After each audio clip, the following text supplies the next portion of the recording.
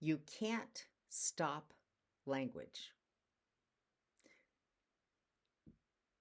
This is one of the big problems with non-duality and enlightenment teachings is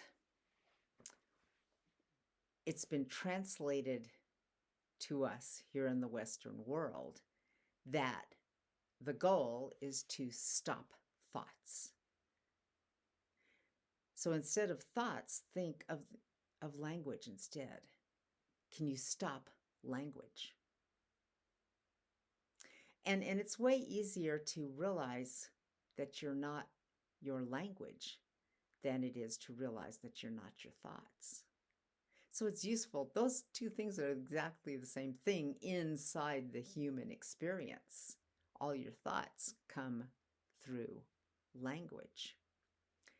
And the language that we have, our Western language, is what has led the entire Western civilization to conquer native lands and have constant wars and all this horrific stuff that we attribute to human nature is really our language.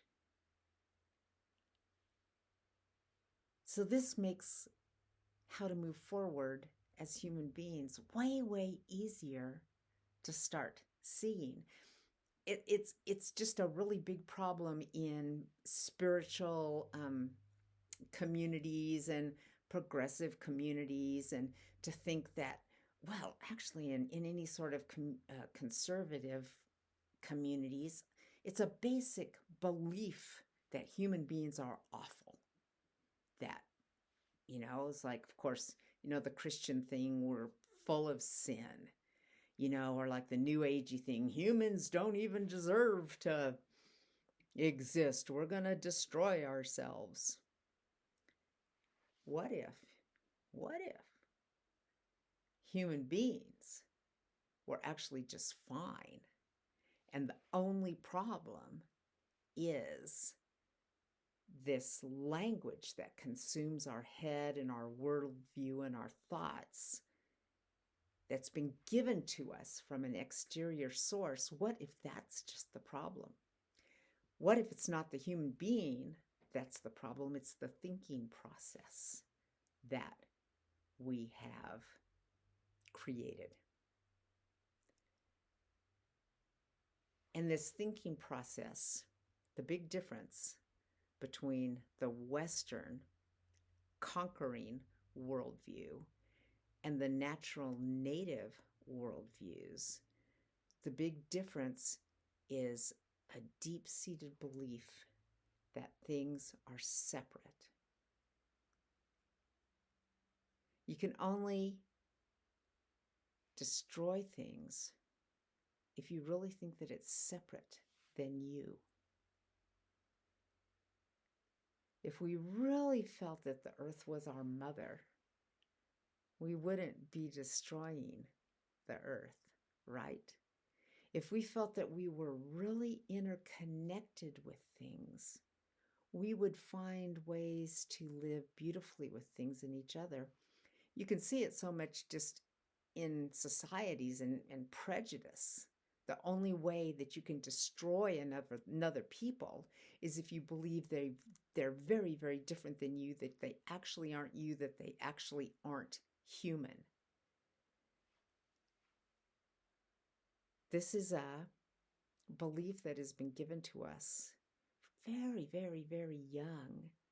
And our language is hugely instrumental in the way that this has come. Like, it'd be so easy to just go through various different languages. A native language would have had no word for private property. How can you actually own the earth? How can you own a piece of property? There would have been no word for it.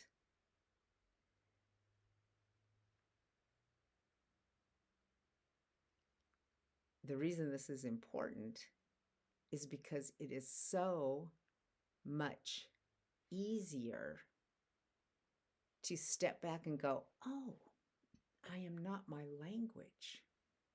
I mean, you could just sit down and learn a new language. Are you going to be a totally new person? You will have a different worldview if you learn a new language. There are so many things in language that have to be specific to that understanding. Like even in English, it's very, there's so many little sayings. Like if I go, a stitch in time, I don't even have to complete the saying. You know that's going to be a stitch in time saves 9, and it's all about being frugal and keeping things, repaired, and being a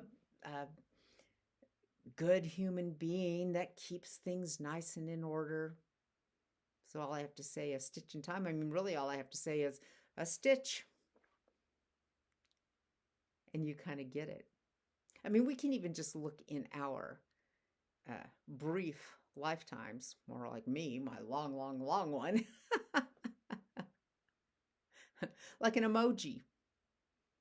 20 years ago, there wasn't such a thing. In the 1980s, 1990s even, if somebody had said LOL, that would have had no meaning whatsoever. LOL? Today we know exactly what that means, laugh out loud, So language is so integral to our concept of who we are. It's not actually integral to our actual being as a human being, but it's integral to all of our conditionings. All of our conditionings have come to us through language. A stitch in time saves 9. Well, if you don't keep up on things, you're going to be a bad person, right? You don't keep everything repaired. A bad apple. One bad apple ruins the whole barrel because it starts decaying, and the decay goes into all the other apples. So one bad apple. What am I saying? Am I saying you're the bad apple? And am I saying you're bad? Look how that informs who you think you are, or who you think other people are. Well, there can be good people and bad people. You got good apples, you got bad apples. This always, there's so much about our language that creates division. And this happens to us from when we're very, very, very young. We're taught these things. Like even the toys that we're given. You're given a toy to keep you occupied so that you're happy to be all by yourself. So instead of human connection, you're supposed to be entertained by the toy. All these subtle little things create so much division inside of us. It all comes from language. And then you teach the next generation and the next generation, the next generation. Cool thing about language, it can be relearned, right?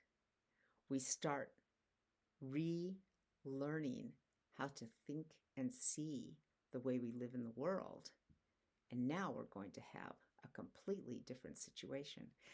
This applies completely to non-duality, which can just get so explaining and all the concepts. It's like just crazy, when really it's just a teaching about how to stop thinking that you are your thoughts.